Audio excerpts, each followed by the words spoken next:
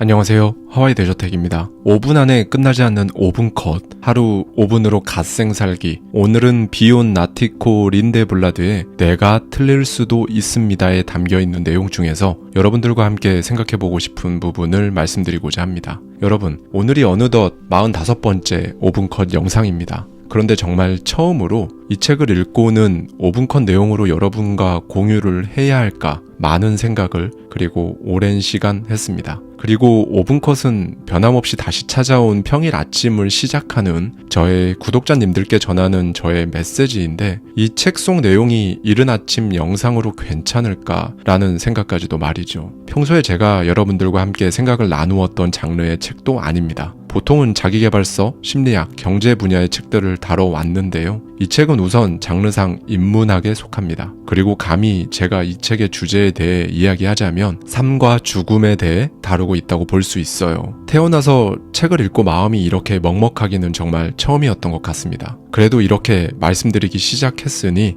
저 역시 오늘 하루를 여는 여러분들과 같이 용기를 내어서 활기찬 아침과는 조금 어울리지 않을 수도 있는 오늘의 메시지를 여러분들께 전해드리고자 합니다. 오늘은 저자의 이야기를 조금 자세히 드리지 않을 수가 없습니다. 저자는 스웨덴 사람이에요. 엘리트였습니다. 좋은 대학을 졸업하고 거대 다국적 기업에서 일하며 무려 26세의 나이에 역대 최연소 임원으로 지명되기도 했습니다. 그런데 업무에 대한 스트레스가 찾아오는 어느 일요일 오후 태어나서 처음으로 혼자서 명상을 시도해 봅니다. 명상을 어떻게 하는지 방법도 몰랐지만 일단 그냥 해본 거죠. 그리고 순간 자신의 내면에서부터 나온 정말 강한 느낌을 받고 돌연 모든 것을 놓아버립니다. 회사에는 사직서를 제출했고 스웨덴을 떠나 태국 밀림의 숲속 사원의 귀의에 파란 눈의 스님이 된 거죠. 그리고 그렇게 17년을 수행했습니다. 그리고 17년이 지난 후 스웨덴으로 돌아와 승려 시절 자신이 17년간 깨달은 많은 것들을 사람들에게 나누며 스웨덴 국민들에게도 큰 사랑을 받았어요. 그런데 2018년 루게릭병 판정을 받았습니다. 그리고 급격히 몸의 기능을 잃어갔죠. 그 와중에도 많은 사람들에게 오히려 용기와 위로의 말들을 전하며 지내다 결국 2022년 1월 숨을 거두었습니다. 사실 저도 책을 읽기에 앞서 저자 소개란에 적혀있는 이 글을 봤을 때까지만 해도 괜찮았었거든요. 그런데 300페이지가 넘는 책을 정말 순식간에 읽어가면서 마음이 정말 너무나 먹먹해졌습니다. 이 책에는 정말 저자의 어린 시절부터 숨을 거두는 마지막 순간까지 모두 담겨 있었거든요.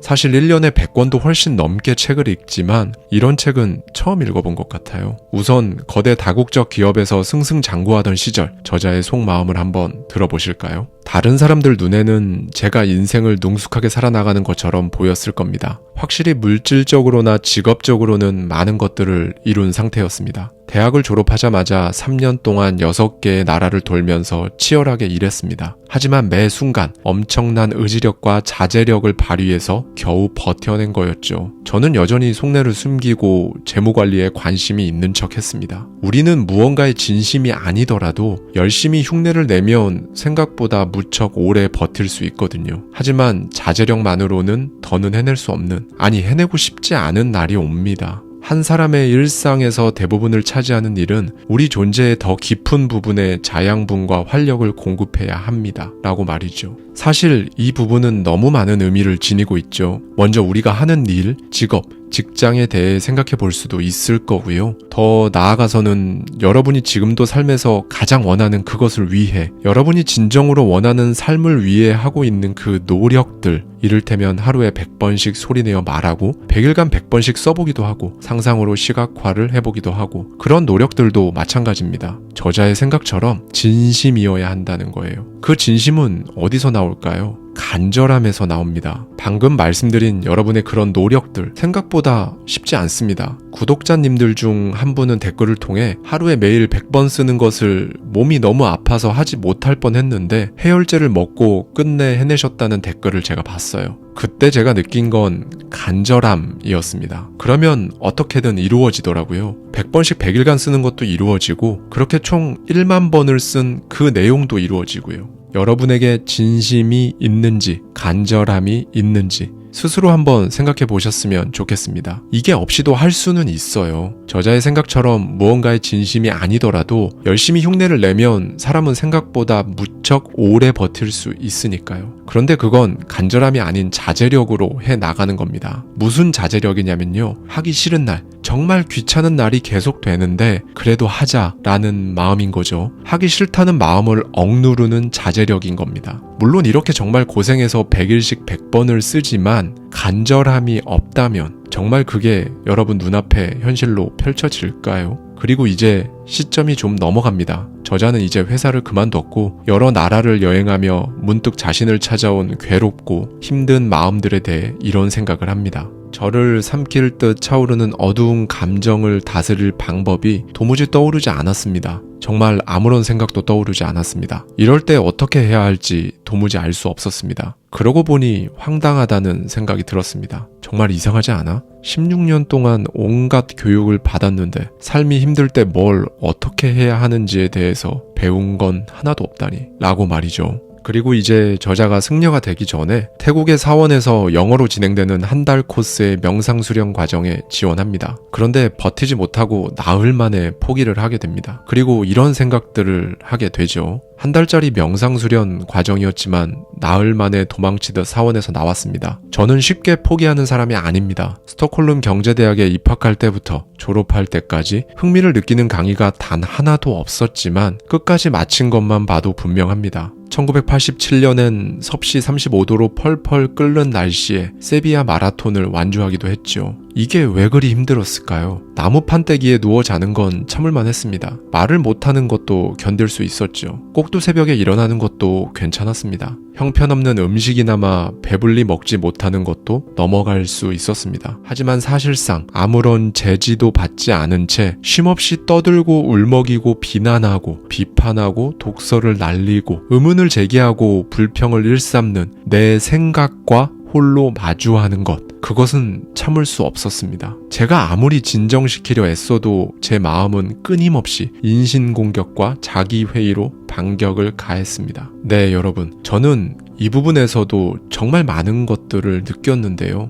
사람이 몸이 힘든 건 그래도 참을 수 있어요. 뭐든 마찬가지죠. 특히 직장에서도 그렇습니다. 그런데 사람이 힘든 건 정말 참기 힘들어요. 제가 인사부서장으로 재직하던 시절 직원들 고충 상담을 정말 많이 진행했었는데요. 90% 이상이 일이 아니라 사람 문제였습니다. 세상에 그것보다 힘들고 괴로운 게 없죠. 그런데 여기에서 특이한 건 저자는 무건수행까지 했었기 때문에 다른 사람 때문에 힘든 게 아니라 본인 스스로와의 대화가 힘들었던 겁니다. 누군가와 대화 자체를 할 수 없으니 일상적인 평소 상황 대비해서 아마 자기 스스로의 목소리가 더 크게 들렸을 겁니다. 그리고 평소엔 설령 내면의 목소리가 들린다 해도 다른 사람과의 대화에 집중해야 하기 때문에 스스로의 목소리에 집중할 여력도 없고요. 그런데 저자는 이 수련 과정에서 이걸 느낀 겁니다. 상상으로 시각화를 할 때 소리내어 말하거나 손으로 직접 써볼 때도 마찬가지예요. 여러분들도 이미 매일 느끼고 계실 테지만 정말 별별 생각들이 떠오르는 걸 느끼시죠. 여러분 내면의 목소리는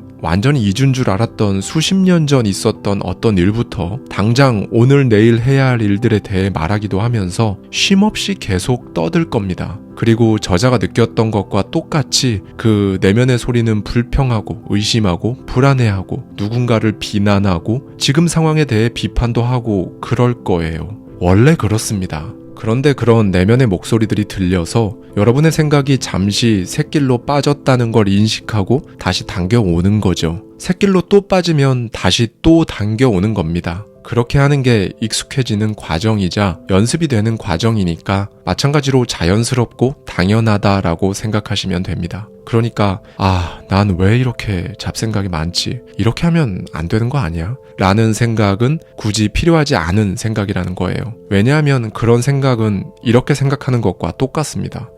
난 왜 자연스럽고 당연한 것들이 왜 자꾸 되는 거지? 이러면 안 되는 거 아니야? 라고 말이죠. 마지막으로는 이제 저자가 루게릭병이 점점 심해지면서 점차 몸을 가눌 수 없게 됩니다. 병세가 급격히 악화되고 몸 전체가 마비가 되어가며 이제 스스로 숨쉬는 것조차 힘들어졌습니다. 그렇게 죽음을 앞두고 든 생각들을 책에 고스란히 남겼는데요. 저자가 점차 힘을 잃어가고 제대로 가누지 못하는 자신의 몸에게 건네는 말인데요. 이 부분을 여러분들과 공유하고자 하는 이유는 저 역시 한 번도 생각해 본 적 없었던 부분이었기 때문입니다. 그동안 제가 제 스스로와 대화를 하며 내가 누군지 알아가고 나의 잠재의식은 어떤 모습이고 나의 잠재력은 얼만큼인지에 대한 생각들은 많이 해봤지만 나의 몸에게 건네는 저자의 메시지는 저에게 정말 꽤 많은 것들을 느끼게 해주었거든요. 이 부분을 마지막으로 오늘 영상을 마치도록 하겠습니다. 어릴 땐 제 몸에 이곳저곳이 걱정스러웠습니다. 마음에 안 드는 곳들은 얼마든지 있었고 그곳에 대해 이러쿵저러쿵 불만을 늘어놓았죠. 하지만 이젠 저와 제 육체는 그때와는 전혀 다른 관계를 맺고 있습니다. 오랜 친구 같다고나 할까요? 우리는 좋을 때나 어려울 때나 늘 함께 했습니다. 우리는 이젠 젊지 않습니다. 그 오랜 세월을 함께 해준 제 몸에게 고맙습니다. 그 고마움을 어떻게든 표하고 싶습니다. 숱한 세월 동안 한결같이 최선을 다해줘서 정말 고맙다. 넌 지금 힘든 싸움을 하고 있어. 참으로 네가 안쓰럽단다. 넌 뭐 하나 거저 얻지도 못하면서도 날 위해 온 힘을 다하는구나. 네가 필요한 공기조차 얻지 못하는데도 그런 너를 도우려고 나도 최선을 다하고 있어. 하지만 충분치 않다는 걸 알아. 아니 턱없이 모자라지. 그런데도 넌 날마다 네가 가진 모든 걸 걸고서 힘껏 싸우는구나. 넌 내 영웅이야. 또 다른 동작이 불가능해지더라도 다시는 너에게 화내지 않겠다고 약속해. 그 어느 때보다 더 열심히 너에게 귀를 기울일게. 네가 줄 수 있고 또 주고 싶어하는 것보다 더 많이 달라고 요구하지 않을 거야. 지금까진 그러지 못해서 미안해. 마지막으로 가장 중요한 약속이 있어. 네가 더 버틸 수 없을 땐 네가 원하는 대로 할 거라고 엄숙히 맹세할게. 그때가 오면 다 받아들이고 감사한 마음으로 내가 할 수 있는 걸 할게. 믿고 받아들이며 편히 쉴게. 우리가 누렸던 놀랍도록 멋진 삶에서 기쁨을 얻고 아주 의연한 목소리로 너에게 속삭일게. 너와는 이렇게 끝나겠지만 난 앞으로도 계속 나아갈 거야.